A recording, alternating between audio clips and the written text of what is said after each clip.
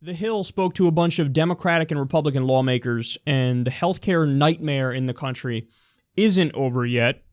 I mean, it's not going to be over until we get Medicare for all, that's clear. But what's happening is a bunch of senators are looking to tweak Obamacare in a bipartisan way. So let's watch and see what they have to say. We started yesterday. We'll be working all during August. We have to call the witnesses. Like we're going to have governors. They're busy people. So we're trying to find a date where they can come. We have a lot of bipartisan discussions going on right now, more than we've had in months, and they're popping up all over the place. It's terrific. It's my hope that as a member of the Senate Finance Committee, which has one of the two major areas of jurisdiction over this, that we'll get to a regular order, that we'll be able to promote those ideas, so that we can have not only hearings, but then ultimately markups in which these ideas can be pursued. So I know there's some beginning discussions, and I embrace any effort to move in that direction. Senator Murray and I have a shared goal, and that is to, by the middle of September, to try to have a consensus on a limited bipartisan bill that would stabilize the individual market. Senate Finance Chair Orrin Hatch says that a new health care bill is not dead, but the GOP will have to lose the term repeal, which may be tough for some Republicans. Let's not talk in terms of repeal. If we replace it, it's going to be, and that's what we're going to have to do. We're going to have to actually replace it. As far as repeal, who cares about words? I have significant and well-grounded doubts about whether we could ever reach a bipartisan agreement to repeal and replace Obamacare, which is the commitment I made when I ran for election in 2010 and was reelected in 2016. So now it's just a question of semantics. Like, well, you know, people on the right, they're going to have to drop the word repeal, and we're going to have to just talking about replacing or adding on to Obamacare or whatever. Let me explain something to you guys. Whenever the Democrats and the Republicans in the Senate agree on something, whenever they act in a bipartisan way, it's usually bipartisan in a way that's going to screw you and push bad policy. So the fetishization, is that how you say it? Fetishization. It's a hard word to say. Of bipartisanship by corporate media is the most misplaced bullshit I've ever seen in my life.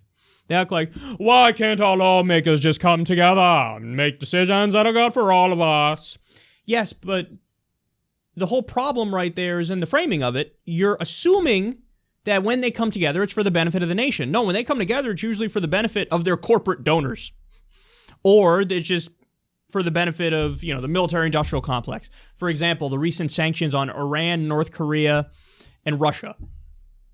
Democrats and Republicans can't agree on anything, but they can agree to blow up Obama's main accomplishment, which is the Iran nuclear deal, and to push us further to the brink of war with North Korea, and to escalate further with Russia. So they do agree on stuff, and when they do, they're 100% wrong. Same thing with this. Oh, no, the healthcare bill's not dead. This thing is a fucking zombie. It won't go away.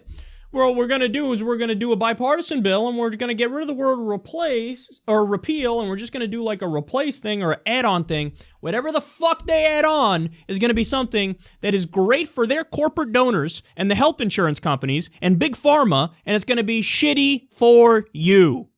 So don't give me your bipartisan garbage and try to shove it down our throats. By the way, you know what's likely to happen, right? Even if they come to a deal and an agreement with this and then they pass it, the House is going to say no. Which is good. See, this is like the second or third time now we've depended on a shitty far-right House to save us. You know when the other time was? Under Obama, he proposed a grand bargain. The grand bargain cut Social Security and Medicare. And the Democrats and the Republicans in the Senate agreed. Like, yeah, let's do that. The House was like, no, we want more cuts to the entitlement programs. So they voted it down. Now, naturally, you couldn't get more cuts through the Senate. So because they wanted an even shittier policy, they killed the shitty policy and therefore got neither. And we kept everything as it was, which is better. So think about that. When we're depending on the House, because they're so much more shitty that they won't let the mediocre shitty bill get through. What a sad situation we're in, man. And I love how disconnected they are. Like, motherfucker, you guys have like a 15% approval rating, and they're all out there talking like, yeah, we're working on a deal, and it's bipartisan, and I was looking forward to it. Talks are popping up everywhere, and it's great. No, fuck you. We don't like you. Whatever you're working on, stop. Stop. You're not going to stabilize the market. What you're going to do is serve your corporate donors, and we all know it.